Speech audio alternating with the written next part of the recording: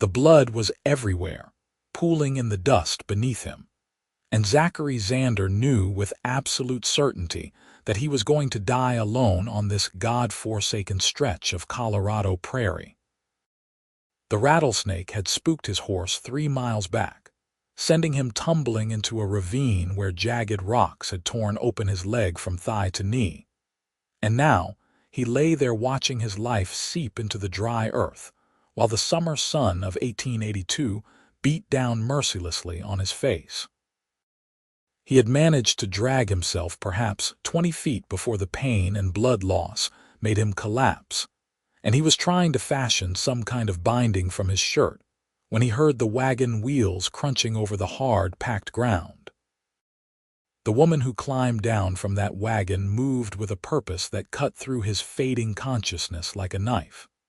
She was young, perhaps 23 or 24, with dark hair pulled back in a practical bun, and eyes the color of storm clouds that assessed his situation in seconds.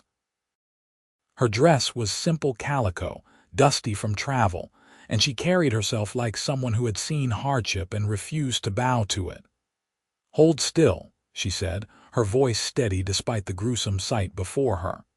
"You are losing too much blood." Zachary tried to speak, but his mouth felt full of cotton. He watched through dimming vision as she pulled a leather belt from somewhere, then tore a strip of fabric from her petticoat without hesitation. Her hands moved with surprising knowledge as she positioned the belt high on his thigh, above the worst of the wound, and began to twist it tight with a stick she grabbed from the ground. The pain that shot through him was blinding, but the pressure stopped the arterial spray that had been painting the rocks red. She worked quickly, her jaw set with determination, tying off the tourniquet before moving to examine the wound itself. Her fingers were gentle despite their efficiency, and Zachary found himself staring at her face, memorizing the concentration there, the small furrow between her brows, the way she bit her lower lip as she worked. "I need to get you to town," she said, glancing up to meet his eyes. "Ordway is about 5 miles east. Can you stay conscious for me?" "I will try," he managed to rasp out, and something flickered across her face that might have been approval or relief. Getting him into the wagon was an ordeal that left them both gasping. She was stronger than she looked, this mysterious woman, and she had clearly handled heavy work before. Once he was settled in the wagon bed, she loosened the tourniquet slightly, checked the bleeding, then tightened it again. The knowledge she displayed was not common for most women he had known, and he wondered dimly where she had learned such skills. "My name is Josephine Crane," she said as she climbed onto the wagon seat and snapped the reins. "And you are going to live, you hear me? I did not come all this way to watch a man bleed out on the road." The journey to Ordway passed in waves of pain and consciousness. Josephine stopped twice to adjust the tourniquet, each time speaking to him in that firm, steady voice that seemed to anchor him to the world. She told him about her wagon, about the supplies she was hauling to open a dry goods store in town, about how she had left Kansas after her father died and decided to make a new start somewhere nobody knew her story.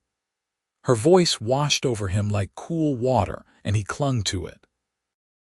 When they finally reached Ordway, she drove straight to the doctor's office, a small building on the main street that smelled of carbolic acid and whiskey. Dr. Morrison took one look at the tourniquet and nodded approvingly. "You saved his life," he said to Josephine as he began to work. "Another 10 minutes and he would have been gone. Where did you learn to apply a tourniquet like that?" "My mother was a nurse during the war," Josephine replied quietly. "She taught me before she passed." Zachary wanted to say something to thank her, but the doctor was pouring whiskey over the wound and the pain dragged him down into darkness. When he woke, it was night. A single lamp burned low in the corner of the small room, and he realized he was in a bed in the back of the doctor's office. His leg was wrapped in clean bandages and throbbed with a deep, persistent ache that at least meant it was still attached. He turned his head and saw Josephine sitting in a chair beside the bed, her head tilted back against the wall, asleep. In the lamplight, he could see her more clearly. She had a strong face, not delicate in the way society ladies were supposed to be, but beautiful in its honesty. There were shadows under her eyes that spoke of too many sleepless nights, and her hands, resting in her lap, were marked with small scars and calluses. These were hands that knew work, that had hauled and lifted and built. He found himself wanting to know everything about her. As if sensing his gaze, her eyes opened. For a moment, they simply looked at each other in the quiet room. "You are awake," she said, sitting up straighter. "How do you feel?" "Like I got trampled by a horse and thrown off a cliff," he said, and was rewarded with a small smile that transformed her face. "But alive, thanks to you." "The doctor said you should keep the leg," she said. "He stitched it up. You will need to stay off it for several weeks at least."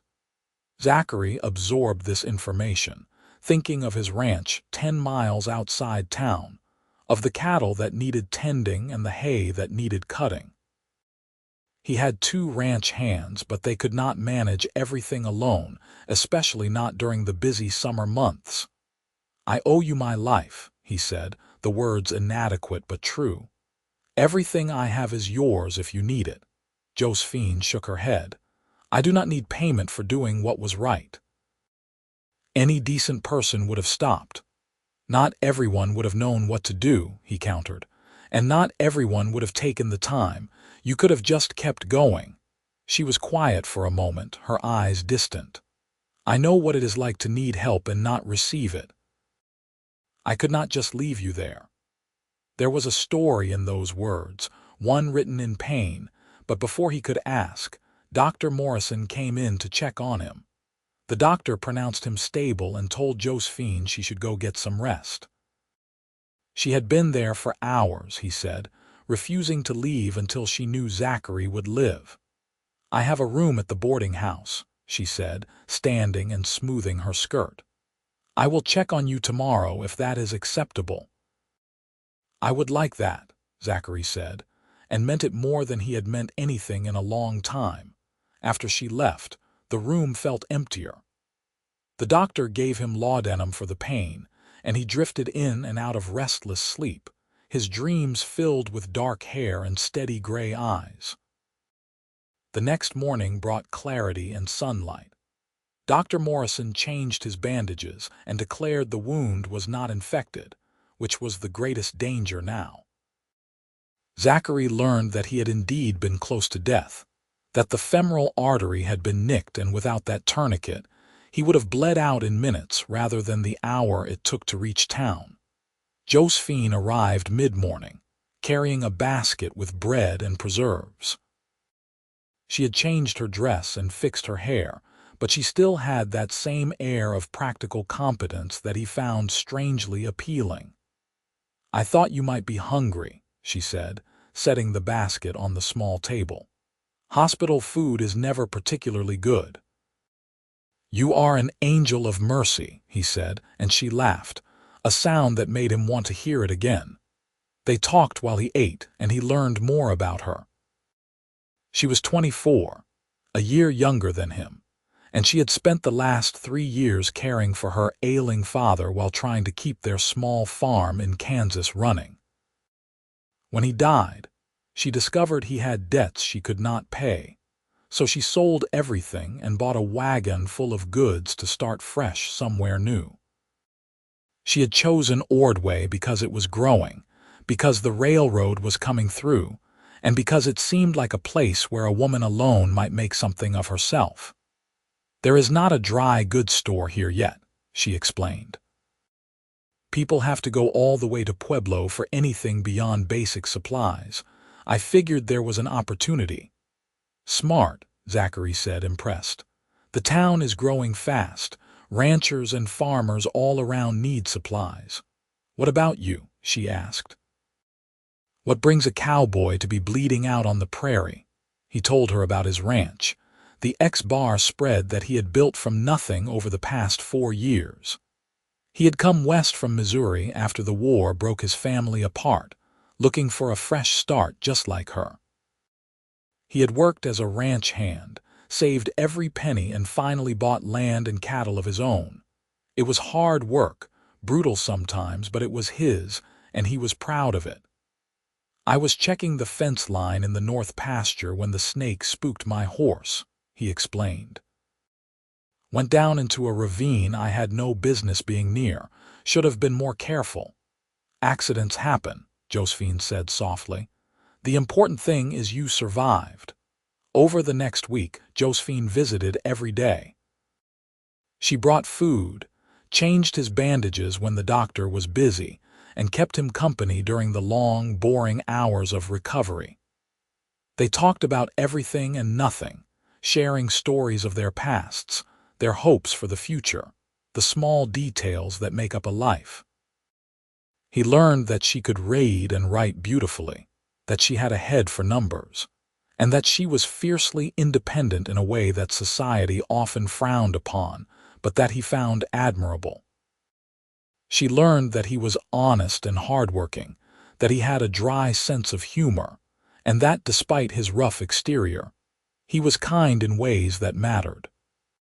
He spoke gently about his 2 ranch hands, Jose and Tom, both older men who had nowhere else to go, and how he made sure they had good food and comfortable quarters, even when money was tight. By the end of the 2nd week, Zachary was able to get around on crutches. Dr. Morrison cleared him to leave but warned him to take things slowly. The wound was healing well, but too much activity could tear the stitches or cause other complications. "You need someone to look after you," the doctor said bluntly. "That ranch of yours is no place for a man on crutches alone." Zachary knew he was right, but had no idea what to do about it. He could not afford to hire a nurse, and he could not ask his ranch hands to become nursemaids when there was so much work to be done. He was mulling over this problem when Josephine arrived for her daily visit. "What is wrong?" she asked immediately, reading his expression. "Is the leg worse?" "No, the leg is fine," he assured her. "I am cleared to go home. I am just trying to figure out the practical aspects." She listened as he explained the problem, her brow furrowed in thought. Then she said something that surprised him. "I could come help," she offered, "for a few weeks until you are back on your feet properly." Zachary stared at her. "I could not ask you to do that. You have your store to set up." "The building I rented will not be ready for another month," she said. "The previous tenant is still moving out and there are repairs needed. I have time. And you saved me from making a terrible mistake." "How did I save you?" he asked, confused. "I was going to rush into opening the store without properly surveying the market, without building relationships with the ranchers and farmers who would be my customers," she said. "Spending time at your ranch, meeting people, understanding what they actually need, that would be invaluable. Consider it a business investment for me." It was a thin justification, and they both knew it, but Zachary found himself nodding. The truth was, he wanted her there. He wanted more time with this woman who had saved his life and then proceeded to make him laugh during his recovery. He wanted to know what she looked like in the morning light on his porch, what she thought of his land, whether she could be happy there. The thought startled him with its intensity. He had known her for 2 weeks, but something about her had worked its way into his heart with surprising speed. They left for the ranch the next day. Josephine drove her wagon with her supplies, following Zachary, who drove a rented buggy since he could not ride yet. The journey took several hours, and by the time they arrived, his leg was aching fiercely despite the cushions Josephine had insisted he use. The X-Bar Ranch was modest but well kept. The main house was a sturdy timber structure with a wide porch, and there were several outbuildings including a barn, a bunkhouse, and a smokehouse. The land itself stretched out in gentle rolls of prairie grass, broken by clusters of cottonwood trees near the creek that ran through the property. Cattle grazed in the distance, dark shapes against the golden landscape. Jose and Tom came out to greet them, their weathered faces creasing with relief at seeing Zachary alive. He introduced Josephine, explaining that she would be staying to help during his recovery, and both men tipped their hats respectfully. If they found the arrangement unusual, they were too polite to say so. The house inside was clean but sparse, the home of a bachelor who spent more time working than decorating. There was a main room with a fireplace and kitchen area, 2 bedrooms and a small washroom. Josephine took in everything with those observant gray eyes, and he wondered what she thought of his simple life. "It is a good house," she said, as if reading his thoughts. "Solid, built to last." She took the smaller bedroom without being asked, and they fell into a routine that felt surprisingly natural. Josephine cooked meals that were far better than anything Zachary had managed on his own, and she kept the house tidy without making a fuss about it. In return, he taught her about ranching from his chair on the porch, explaining the work that went into running a cattle operation, the seasonal rhythms, the constant challenges. Jose and Tom warmed to her quickly. She treated them with respect and genuine interest, asking about their lives and their work. She learned that Jose had come from Mexico 20 years ago and had worked ranches all over the West. Tom had been a soldier in the war and could not settle back into civilian life in the crowded East, so he had headed west looking for open spaces. Both men were in their 50s, both alone, and both had found a home at the X-Bar. As the days passed, Zachary grew stronger. He progressed from crutches to a cane, and then to walking unaided, though with a limp that the doctor said might be permanent. Josephine was there through it all, encouraging him, pushing him when he needed it, and holding back when he needed to prove something to himself. They spent long hours on the porch in the evenings, watching the sun set over the prairie while they talked. He told her about his childhood in Missouri, about parents who died of fever, and about a brother he had not seen in 10 years. She told him about her mother's nursing work, about learning medicine alongside her, and about the helpless feeling of watching her father waste away from consumption. "I should have been able to save him," she said one night, her voice thick with old grief.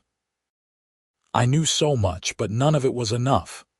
"You cannot save everyone," Zachary said gently, "but you saved me. That has to count for something." She looked at him then, really looked at him, and something passed between them that made his heart pound. He wanted to reach for her, to pull her close, but he held back. She was there as a favor, as a friend, and he would not presume more than she was willing to give. But the tension between them was growing, a current that ran beneath every conversation, every accidental touch, every shared glance. He caught her watching him sometimes when she thought he was not looking, her expression unguarded and soft. And he knew she must catch him doing the same, because there were moments when she would blush and look away, a small smile playing at her lips. One afternoon, nearly a month after they had arrived at the ranch, a storm rolled in from the west. The sky turned green and ominous, and the wind picked up until it was howling around the house. Josephine had been in the garden when the first drops fell, and she came running inside just as the heavens opened. She was soaked through, her hair plastered to her face, and she was laughing with the sheer exhilaration of it. Zachary grabbed a towel and brought it to her, and when she took it, their fingers brushed. The laughter died on her lips, and they stood there in the dim afternoon light with rain pounding on the roof, looking at each other. "Josephine," he said, his voice rough, "I need to tell you something." "Yes," she was breathless, her eyes wide. "I love you," he said simply. I know it is fast, and I know you have plans for your store, but I cannot let you leave without telling you how I feel. You saved my life that day on the road, but you have done more than that. You have made me believe in happiness again. You have made this house feel like a home. I love you and I want you to stay, not as a guest or a helper, but as my wife, if you will have me." The silence that followed felt endless. Rain drummed on the windows, and somewhere in the distance, thunder rolled across the prairie. Then Josephine smiled, and it was like the sun breaking through clouds. "Yes," she said. "Yes, I will have you. I love you too, Zachary. I think I have loved you since that first day when you looked at me like I was something miraculous instead of just someone doing what needed to be done. I was terrified to leave, terrified that once I went to town to open my store, we would drift apart and I would lose you." He closed the distance between them and kissed her, tasting rain and joy and the promise of future. She melted against him, her hands coming up to frame his face, and for a long moment the world narrowed to just the two of them. When they finally pulled apart, both breathing hard, Josephine laughed again. "I am getting you all wet," she said. "I do not care," he replied, and kissed her again. They were married 3 weeks later in Ordway, with Dr. Morrison and the local minister present along with Tom, and half the town who had heard the story of how Josephine Crane had saved the life of Zachary Xander, and then proceeded to steal his heart. It was a simple ceremony, but Josephine wore a new dress in pale blue that made her eyes look like summer storms, and Zachary wore his best suit and could not stop smiling. The dry goods store opened 2 months after that, with Zachary's financial backing and Josephine's business acumen guiding it. She had been right about the market. The ranchers and farmers came from miles around, grateful to have quality supplies close to home. She hired a young woman named Emily to help run it so she could split her time between town and the ranch, and the arrangement worked beautifully. Life settled into a rhythm that felt right. Zachary ran the ranch with Jose and Tom, expanding the herd and improving the land. Josephine managed the store and kept the books for both businesses, her head for numbers proving invaluable. They worked hard, but they also made time for each other, for long rides across the prairie when Zachary's leg allowed, for quiet evenings reading by the fire, for making love in their big bed with the windows open to let in the night air. A year after their marriage, Josephine discovered she was pregnant. The news filled them both with a joy mixed with terror. They had built so much together, but this was different. This was a whole new person who would depend on them entirely. "What if I cannot do it?" Josephine asked one night, her hand on her still flat stomach. "What if I am not a good mother?" "You saved my life with a tourniquet you made from your own petticoat," Zachary said, pulling her close. "You built a successful business from nothing. You can do anything you set your mind to. And you will not be alone. I will be right there with you." The pregnancy progressed smoothly. Josephine continued working at the store through her 6th month, then handed more responsibilities to Emily as her body changed and grew. She found she loved being pregnant, loved the way Zachary treated her like she was made of glass even though she kept insisting she was fine. Jose's wife Maria, who lived in town but visited often, became a mentor and friend, sharing wisdom about childbirth and child-rearing. On a cold February morning in 1884, Josephine went into labor. It was long and difficult, lasting nearly 20 hours, and there were moments when Zachary feared he would lose her, that the woman who had saved him would be taken by this most natural of processes. But Josephine was strong, stronger than anyone he had ever known, and when their son finally came into the world with a lusty cry, she was exhausted but triumphant. They named him Matthew, after Zachary's father, and from the moment Zachary held that tiny, red-faced creature, he was lost. Matthew had Josephine's eyes and Zachary's dark hair, and he was perfect in every way. The ranch and the store both thrived. Within 3 years, they expanded the house to add 2 more bedrooms and a proper dining room. The store moved to a larger building on Main Street and added a section for farm equipment. Zachary bought more land and hired 2 more ranch hands to help manage the growing operation. More children followed.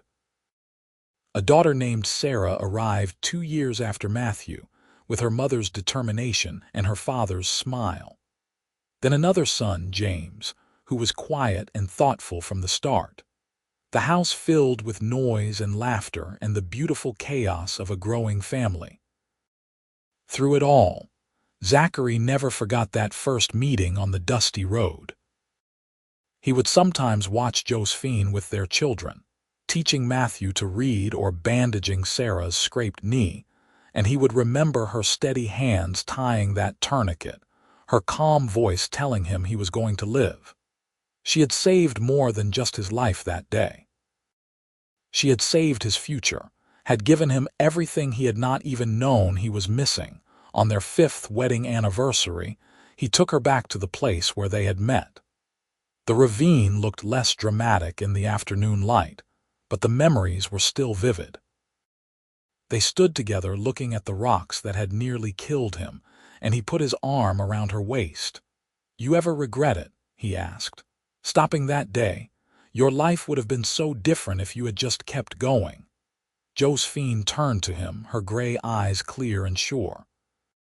"Not for a single moment," she said. "That day I saved your life, but you saved mine right back. I was lost, Zachary. I was running away from grief and uncertainty with no real plan except to keep moving. You gave me a reason to stop, to build something real.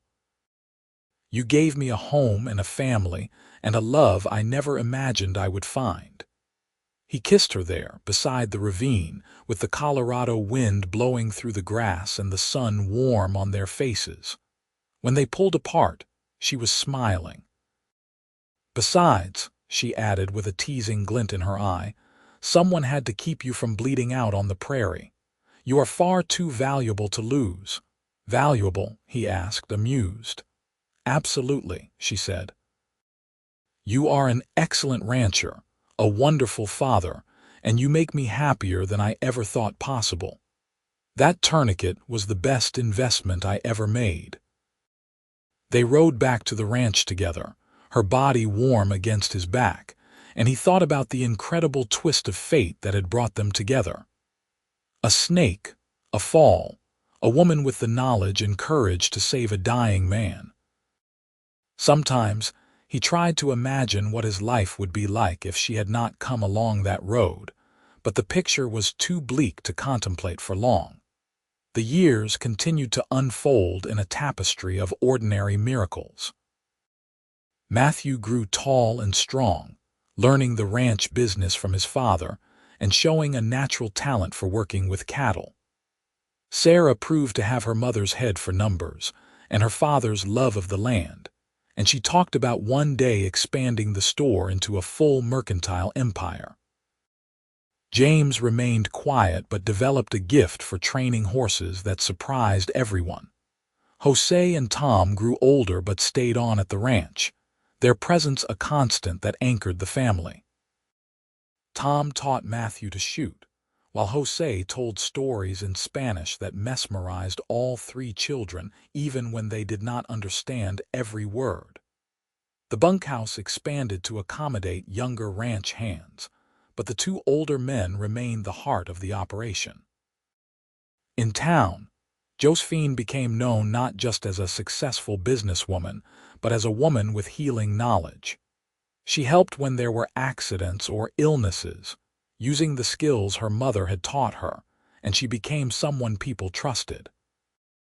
When a fever swept through Ordway one winter, she worked alongside Dr. Morrison, tending the sick and saving lives with the same steady competence she had shown that day on the road. "You have a gift," the doctor told her after the crisis passed. "Your mother taught you well." She taught me that knowledge is useless if you do not use it to help others, Josephine replied. I only wish I had been able to help her when she needed it.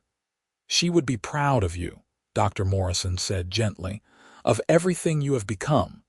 Zachary's leg never quite healed properly. He had a limp that worsened in cold weather and caused him pain on bad days. But he refused to let it slow him down, and he remained active on the ranch into his 50s. Sometimes Josephine would massage the old wound, her fingers tracing the scar that ran from thigh to knee, and she would think about how close she had come to losing him before she even really had him. "Does it hurt?" she asked once, her touch gentle. "Not when you are doing that," he said, pulling her close. "Nothing hurts when you are with me." It was sentimental and not entirely true, but it captured something essential about their relationship. They had both known loss and hardship, but together they had built something that could weather any storm. When Matthew turned 18, he announced he wanted to start his own ranch on land adjacent to the X-Bar. Zachary helped him buy the property and stock it with cattle from their herd. It was bittersweet, watching his eldest son ride off to his own spread, but he was proud of the man Matthew had become. Strong, honest, hardworking, and kind, he embodied the best qualities of both his parents. Sarah at 16 showed no interest in ranching but thrived in the business world. She had taken over much of the store's management, implementing new ideas that increased profits and expanded their customer base. She corresponded with suppliers in Denver and Kansas City, negotiating deals with a shrewdness that impressed everyone who worked with her. James, at 14, remained the dreamer of the family. He spent hours with the horses, gentling even the wildest mustangs with patience and understanding. He talked about breeding horses specifically for ranch work, developing a line known for intelligence and endurance. Zachary gave him a section of land to use for his project, and Josephine helped him plan the business side.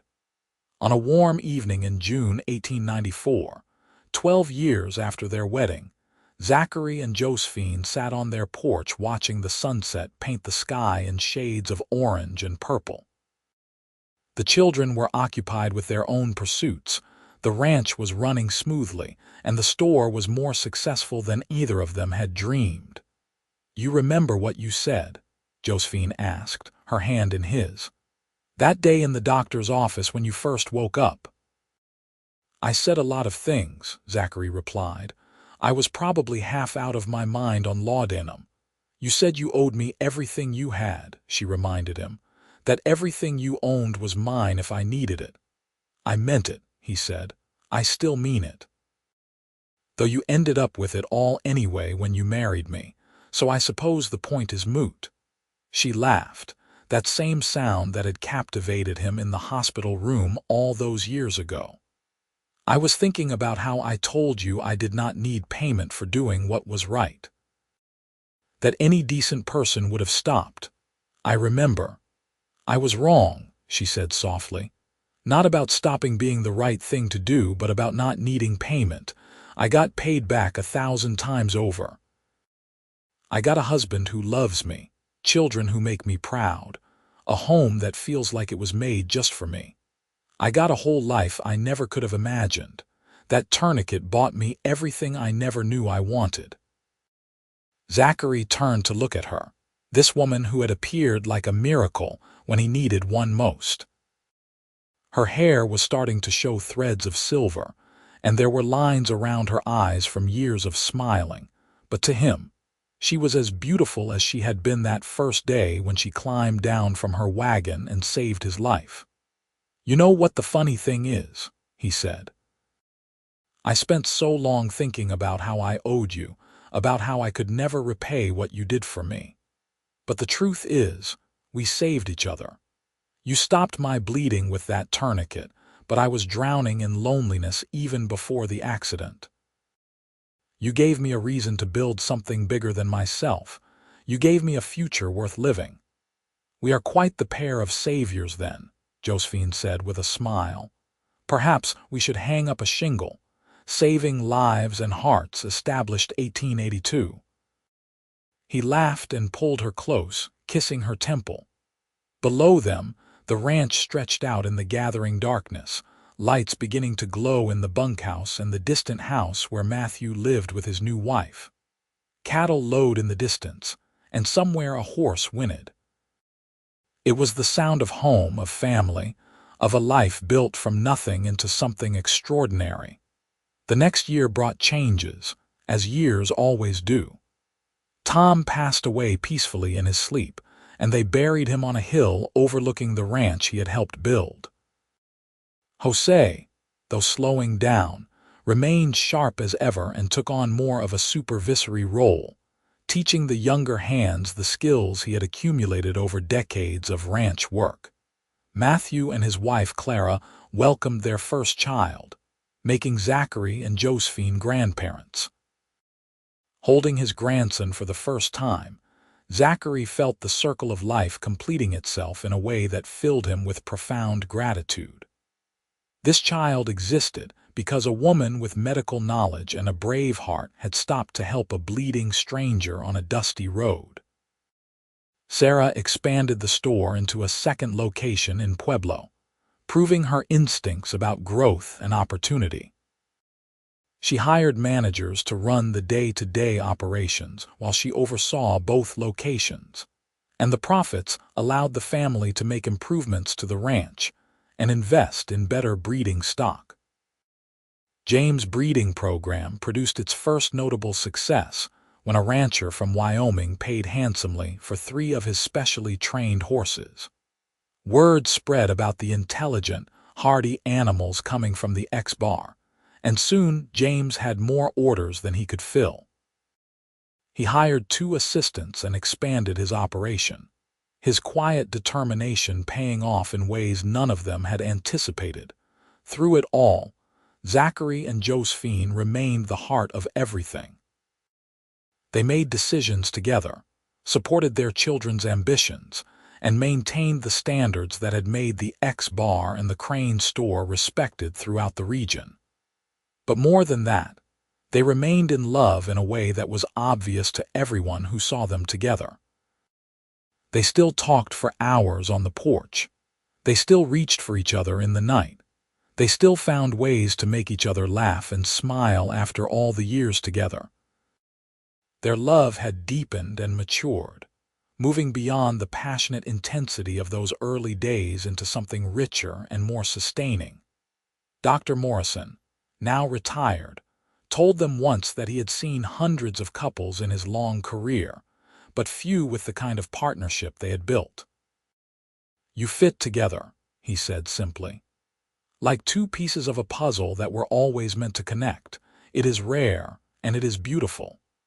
When Zachary turned 50 in 1897, Josephine threw him a party that brought together everyone whose lives they had touched. The ranch was full of people, from old friends to business associates to ranch hands past and present. Matthew brought his growing family, Sarah came from Pueblo with her new husband, and James had invited several of his clients who had become friends. At one point during the celebration, Zachary found himself alone for a moment on his porch, looking out at the crowd of people eating and laughing and celebrating. Josephine found him there and slipped her hand into his. "Quite the turnout," she said. "I was just thinking about how none of this would exist if not for you," he said. "The children, the grandchildren, the friends, the success, it all traces back to that day when you stopped to help a dying man." "That dying man built all of this," Josephine corrected. "I just gave you the chance to do it. What you made of that chance, that was all you." "It was all us," he said firmly. "Everything we have, everything we have built, we did it together. I love you, Josephine Xander. I have loved you since the day you told me I was going to live, and I will love you until the day I die." She kissed him there on the porch with their whole life spread out before them, and people below broke into applause and cheers. They pulled apart laughing, and Zachary realized that their love story had become part of the local legend, the tale of the woman who saved a cowboy with a tourniquet and ended up with his heart. More years passed in the way that years do when life is good. There were challenges, certainly. Droughts tested the ranch's resources. A fire destroyed part of the store in 1899, though they rebuilt bigger and better. Jose passed away in 1901, and they laid him to rest beside Tom on the hill that had become the ranch's cemetery. But there were triumphs, too. Matthew expanded his ranch and became one of the most successful cattlemen in the region. Sarah's business acumen led to a chain of stores across Colorado. James's breeding program gained national recognition, and he began selling horses to wealthy buyers on the East Coast. Zachary and Josephine became the wise elder generation, the ones people came to for advice and guidance. They had grandchildren who grew into teenagers and then young adults. They watched their family tree branch and grow, each new addition a reminder of the legacy they were leaving. On their 20th wedding anniversary in 1903, Zachary took Josephine on a trip to Denver, their first real vacation in years. They stayed in a fancy hotel, ate in restaurants, and attended the theater. It was wonderful and exotic and completely different from their usual life.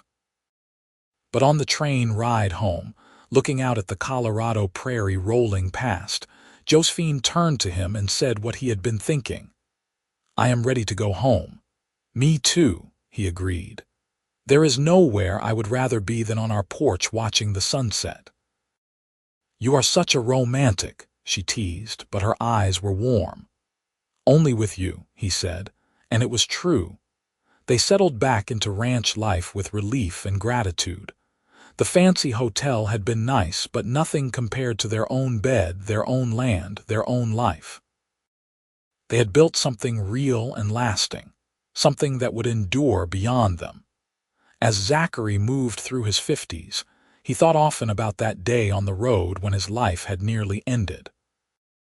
He thought about the odds against Josephine coming along at exactly the right moment, with exactly the right knowledge to save him.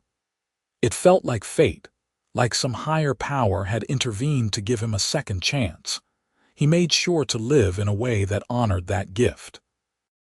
He treated people fairly, worked hard, loved deeply, and tried to leave the world better than he found it. When younger ranchers came to him for advice, he gave it freely.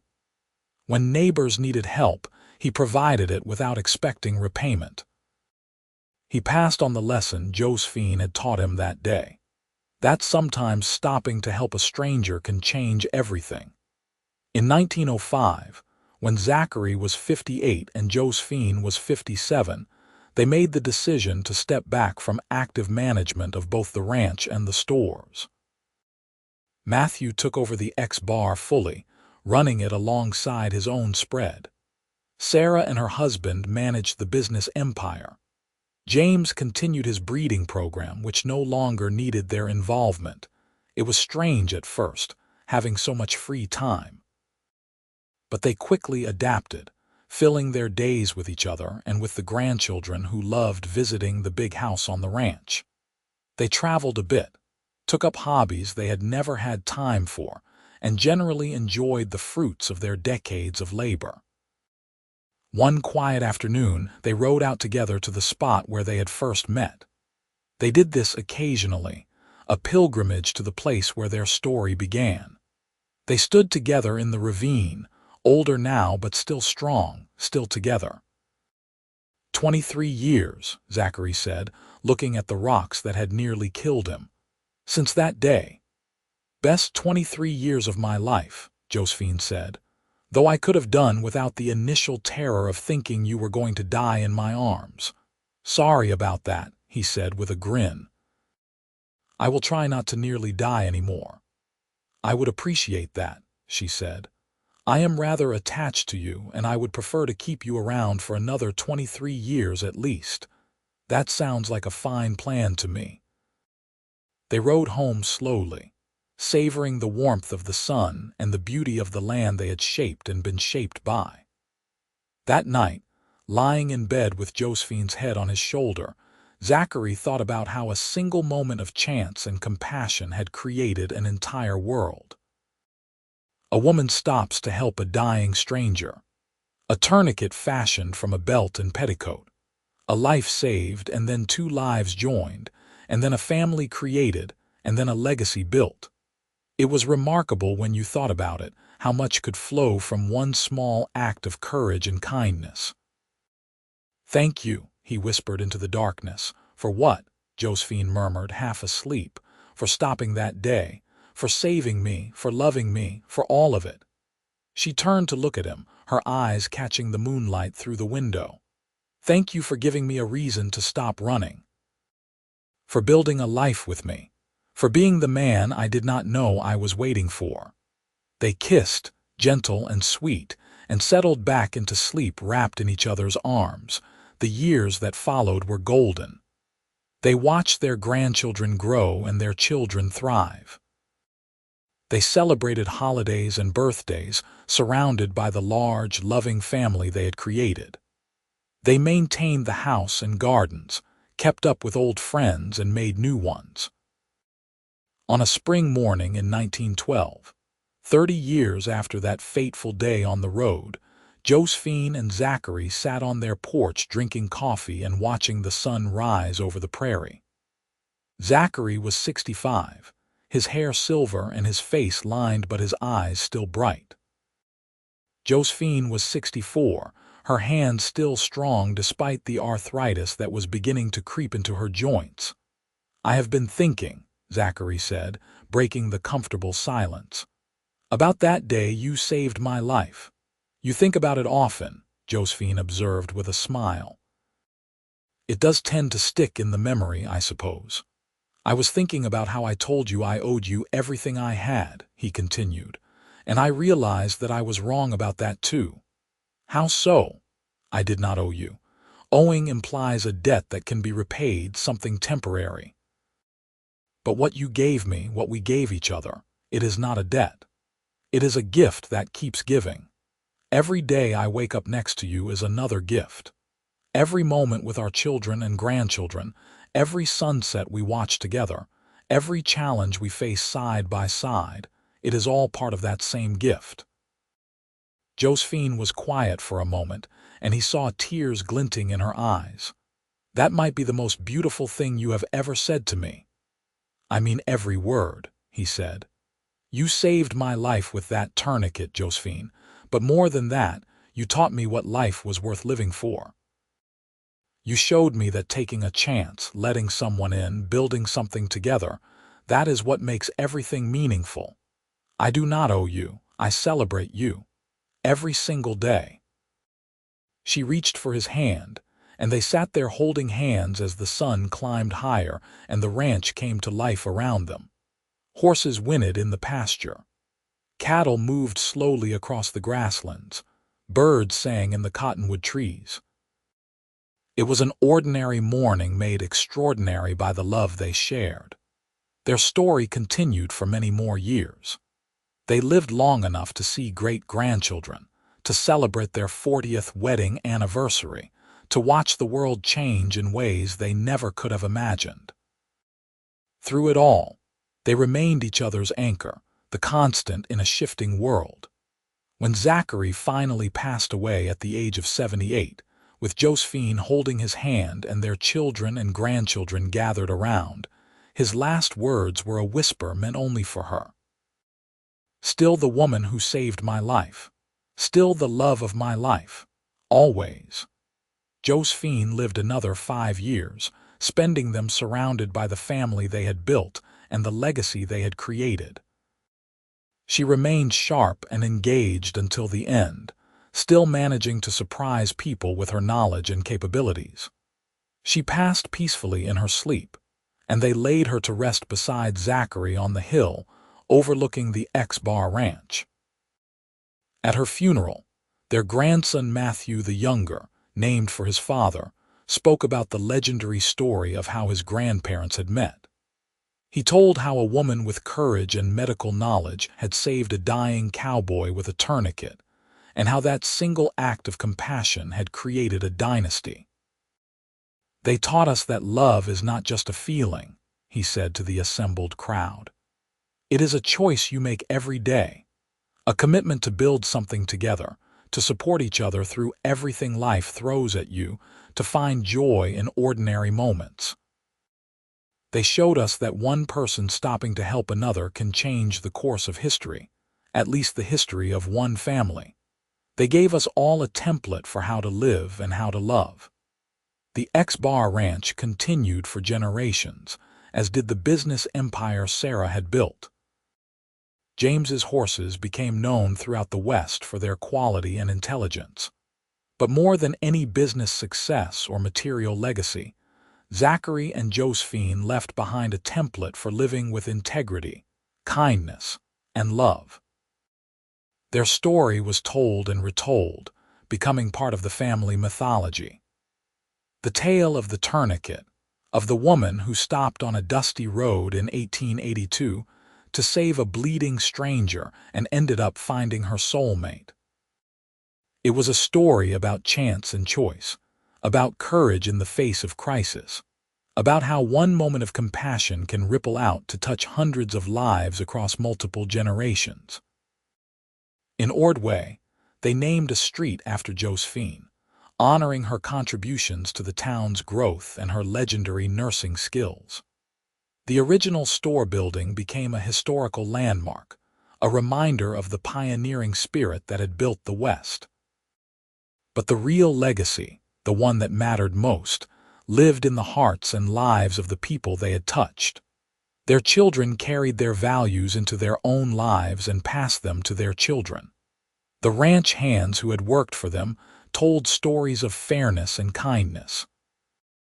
The people of Ordway remembered a couple who had shown what true partnership looked like. On the hill where they were buried, their shared headstone bore a simple inscription that captured everything they had been to each other. Zachary Xander and Josephine Crane Xander. He owed her everything. She gave him everything. Together they built everything, beloved partners in life, in love, and in legacy. And beneath that, in smaller letters, one final line, a tourniquet and a heart. That was all it took to save 2 lives. The Colorado prairie wind blew across their graves, carrying with it the sounds of the ranch they had built and the family they had created. Their story had ended, but their love lived on in every person who carried their blood, in every value they had instilled, in every life they had touched. It was, in the end, exactly the kind of legacy worth leaving. A love story that began with death averted and ended with life celebrated, spanning decades and generations, rooted in a single moment when a woman with knowledge and courage chose to stop and help a dying stranger. That choice, that tourniquet fashioned from desperation and determination, had saved more than just one life on a dusty Colorado road in 1882. It had saved 2 souls who had been lost in different ways, and in saving each other, they had created something beautiful and enduring that would live on long after they were gone.